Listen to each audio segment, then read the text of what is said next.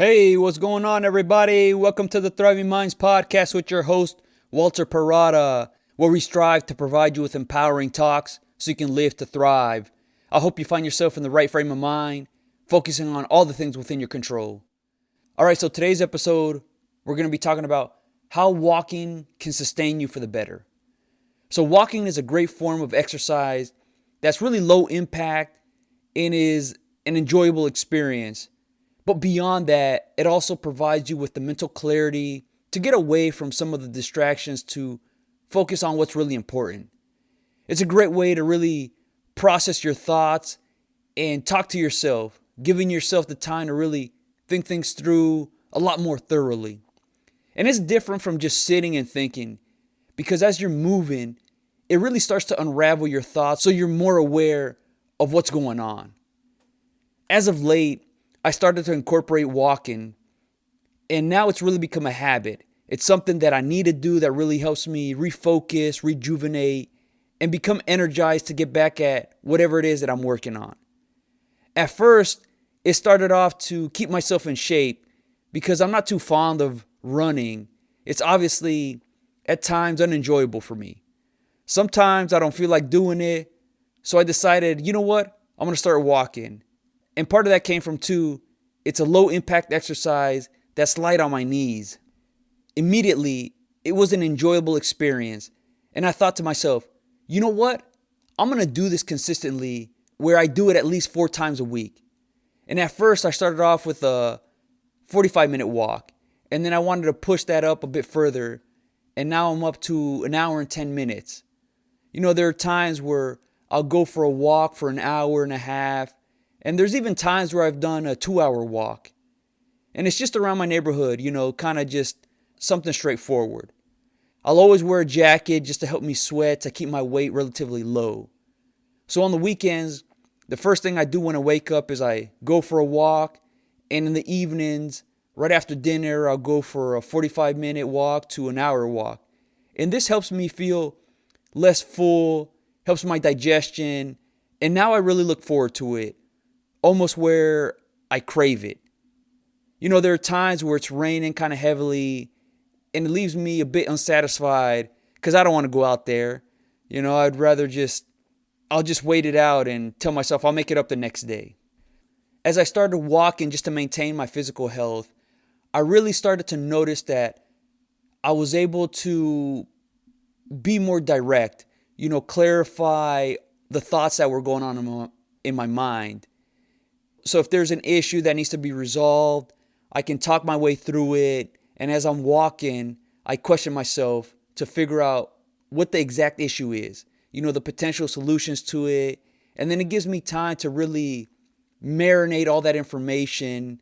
And usually after the walk, I'll come away with some sort of resolution of what I need to do to overcome what I'm experiencing. This proves very helpful, especially when it comes to working on whatever it is that I'm focused on. There's times where I'm sure many of us face where we kind of hit a wall, the ideas aren't flowing or just a lack of energy is not there. So when I'm in that state and I recognize that, I tell myself, I'm going to go for a walk. So I'll leave whatever it is that I'm working on immediately and just go out there, let myself enjoy that experience of moving my body and seeing the trees, the plants, the birds. And this always puts me in a lot better mood because now I have a lot more energy to get back at it and the ideas are really flowing. What happens to the brain when you're walking is that it helps to grow new brain cells. It's spawning new neurons that fire off ideas and it promotes creativity. The brain receives more oxygen and nutrients during this time. An interesting note is that the brain uses 3 times as much oxygen for healthy neuron function as muscles do. So it's really sensitive to a decrease in oxygen levels that leaves one feeling in a state of being stuck. And studies have shown that creative output can increase by 60% simply by going on a walk. This, along with increased blood flow, improves your mood because many neurotransmitters such as serotonin, dopamine, and endorphins are released. Those are the immediate benefits of what walking does. And beyond that, they obviously have many long-term benefits. So it really helps to reduce the risk of your cognitive decline. And studies have shown that those who walked more than 4,000 steps per day had healthier brain tissues in the area responsible for memory, learning, and cognitive function than those who took less than 4,000 steps. It's just a way to maintain your overall brain health that actually improves it over time. And with this is it helps to decrease brain damage and stress.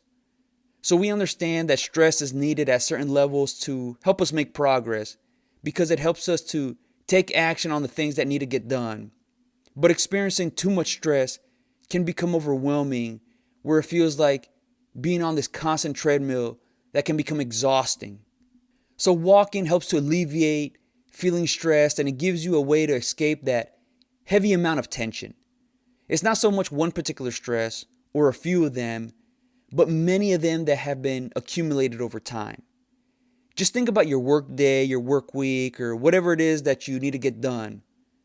The longer that you go at something, there's a tendency to become fatigued that lowers the quality of the output. To remedy that, breaks are incorporated to get your mind off of that, and walking works in that similar way to help you get away from that overwhelming feeling so you become rejuvenated.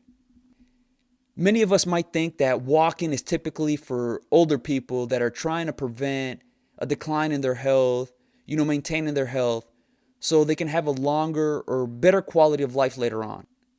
For me, I really didn't give walking much of a thought early on.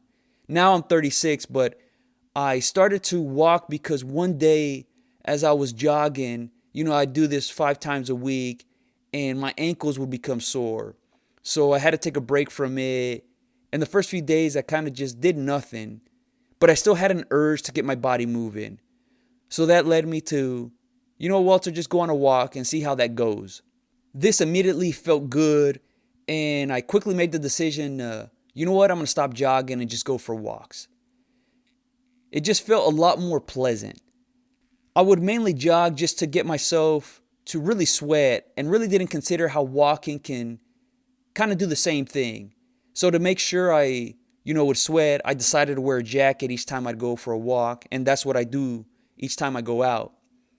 And after doing this for a month or so, I did try to get back into jogging just to see if I'd come to like it a little bit more, but I still felt the same.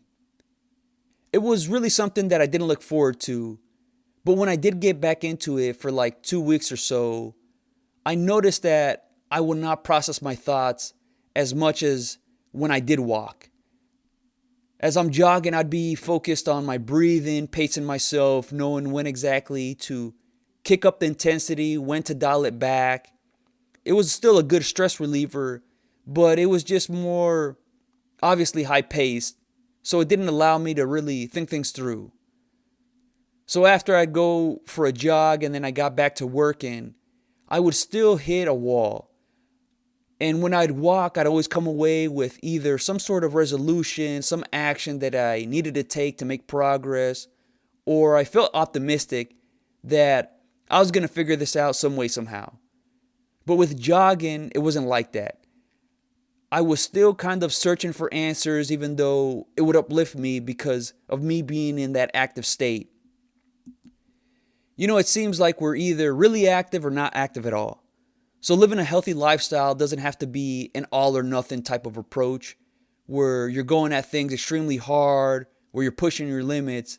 And if you're not, then you need to just have a sedentary life of just sitting down. There's always room to incorporate a good amount of balance that works for you, that keeps you engaged. If you're in your 20s and your 30s or even in your 40s, there might be a want to use that youthfulness, that energy to go at things hard, which is good, but incorporating walking into your routine can set you up for a more sustained, healthy lifestyle. So while the younger we are, we want to take advantage of that. There's going to come a point in time where the body just starts to experience more of that wear and tear and is not able to do what it once did. And walking is going to help offset some of that wear and tear. It slows it down. Think of it a bit like thread on car tires.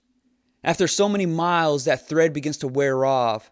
So it's going to be important to manage that so we can have more thread, have more miles to do what it is we want, to be able to continue to live healthy and independent as we progress in life. One of the downfalls of using that youthful body to run for an hour or bike for 2 hours is that for whatever reason, something slows you down, whether you suffer an injury or life kind of becomes really hectic where you have a lot more on your plate, family is growing, more time at work because of increased responsibilities. All this can take you away from that active lifestyle. And the tendency might be to just abandon what you once did because now your time needs to be divided up into other things that really need your energy. And you can transition into a new chapter in your life from being really active to now being a little less active, but consistently having your body moving so you can continue to have enough time and energy to fulfill your responsibilities. Avoid trying to carry so much of that workload by making exercise fun instead of a chore. And walking can fulfill that need seamlessly. Give it a try for a few weeks and see how that goes. Maybe one week you walk and another week you jog or do something more intense, or you alternate between the two. Every other workout is walking followed by an exercise routine that really gets you sweating. Or it could be that you kind of do an intense workout in the morning of say 15 or 20 minutes if you're pressed for time. But then in the evenings right after dinner or right before dinner, you take a stroll with a family member, with a friend, or just by yourself. And the great thing about walking right after dinner is that it helps to digest your food a little bit better. So you're less full when you go to bed. And it gives you a better chance of having high quality sleep throughout the night. There's times when I'd be a little bit more intense in my workouts, maybe I'd be running or jogging or playing soccer, I would kind of lean on that a little bit too much and felt that I can splurge a little bit more when I ate. This often led to me overeating in the evenings, and I'd go to bed really full. And it was just a very uncomfortable feeling. I'd wake up in the middle of the night, tossing and turning with such fullness that it made me rethink how I ate. But with walking on a more consistent basis, I'd eat well-portioned meals. I had a better time gauging just before I'm full, and it seemed that I had greater discipline or greater restraint in saying, Walter, that's enough. I'm okay still being a little bit hungry just before I go to bed because it helps me sleep better.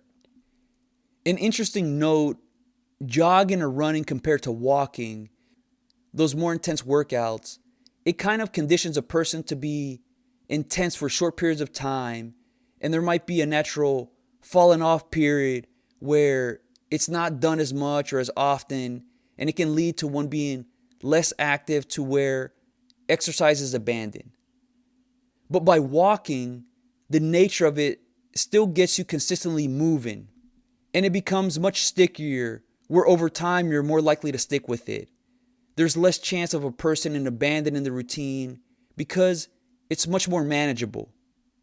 Think of the concept of elite athletes or people that work in a field that's really intense on their bodies, where they're exerting a lot of energy. These people require a higher calorie intake to have enough energy to be able to perform or do their job effectively. Anything less than what they need can hold them back. But if they end up having an injury or when they move on from that field, whether choosing to do something else, trying something new, or retiring, those eating habits are probably going to continue later on in life. And naturally, they're going to gain weight. If they lose the momentum of being active, it becomes harder and harder to remedy that by getting back into shape.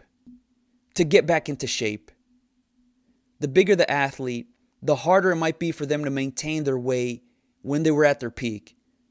I'm reminded especially, some of these bigger athletes, offensive linemen or defensive linemen that played football, they can weigh anywhere from 300 to 350 pounds.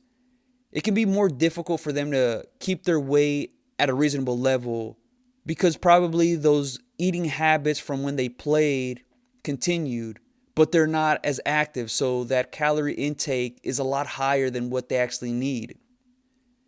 And if you just think about Shaquille O'Neal, you can see that he's gained weight. And that's natural because he's a larger human being, and probably those eating habits continued even after he left basketball. So it's natural that as we progress in life, our bodies break down over time.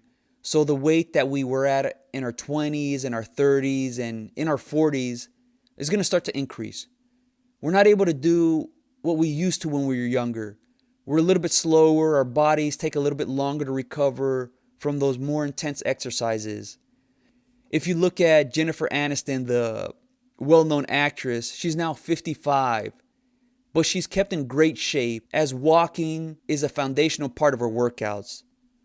She'll still do other exercise like strength training, cardio, and Pilates and yoga and all that kind of stuff, but walking is still pivotal, and it provides that low impact of not being too rough on the body.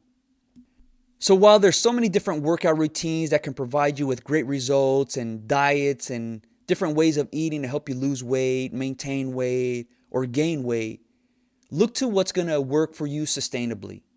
What can you maintain over a long period of time, not just over a couple of weeks and months, but can it be done for a year, for several years? Because that's going to be the difference in how well you handle yourself and the things that come your way. Walking is such a simple task that so often gets overlooked. Maybe it might be seen as something that older folks do, and there might be an association that if you walk, that means you're admitting or coming to the realization that you're becoming older, that you're less than what you once were, and are dreading what is ahead of you. But that's self-inflicted. That's just going to restrict you. What if you were to reframe that thinking, and instead of seeing folks who are older as being pessimistic about your own future, let's look at the benefits that are yet to come, as this makes us more optimistic. As people age, there's a tendency to become wiser, to make better choices that puts them in better positions. I'm sure many of us constantly focus on our financial situation. We're working in some capacity to improve it, or at least maintain it. So as we get older, by consistently working at improving our finances, it means having a little bit more money to do what we want when we want. And that's what walking does. It conditions you to be consistently maintaining yourself, improving your health, that gradually improves you later on. This helps you become a little bit more patient about the slow, steady process, understanding that you'll be in an improved state. With a greater amount of patience, that helps you be more focused on the bigger picture, less worried about needing instant gratification, where you can delay gains, especially those bigger ones for later on. And think about it. Some of these high-intensity workouts can produce fairly rapid results that makes you validated in what you're doing. But with walking, it's a slow, gradual process that, while in the short term, in a week or two, you may not see the weight loss that you expect of 2 pounds in a week, it gradually gets you going in the right direction. And more than just weight loss, it's a good overall outlet to improve your outlook. I'll go on walks even when I'm in a really good mood, not just when I'm hitting a wall work-wise or I'm feeling down. More recently, when I was feeling great about winning the rodeo and bull riding this past Labor Day weekend, I used the following 3 days of just walking for an hour to really allow my body to recover because I was still feeling really sore. My legs, my inner thighs, I could really feel it. I had a hard time just moving really gingerly, and this helped to loosen me up. This also helped me to process what I went through. So all that work that it took to get there, I was kind of talking to myself. It was only made possible because the preparation was done effectively. All those reps, the visualization, the meditation, but also the actual ride itself. I was playing it over and over again in my head, and this really helped to put it to rest, not to get too high from that achievement, and it helped me to reset and focus on the next thing. This is a great way to avoid getting caught up in the end result. Nick Saban, the former Alabama Crimson Tide football coach, and many other very successful coaches that have experienced a lot of sustained success consistently talk about following each game, giving yourself 24 hours to process it. This means both in winning and losing. So obviously when you win, you're feeling good about yourself, and those first 24 hours gives you the opportunity to be immersed in that feeling of achievement. And also, in losing, you give yourself 24 hours to go through the game, which typically in a situation like this is focused on the things that were done wrong or could have been done better. You know, those mistakes. Having this time dedicated to what happened allows the players to reset and refocus for the upcoming week so they can be zoned in on each practice, and that's going to help them perform better in the game. While it might seem obvious to do this, both in good and bad, it's rarely incorporated, and that can linger on when enough thought hasn't been given to what you've experienced.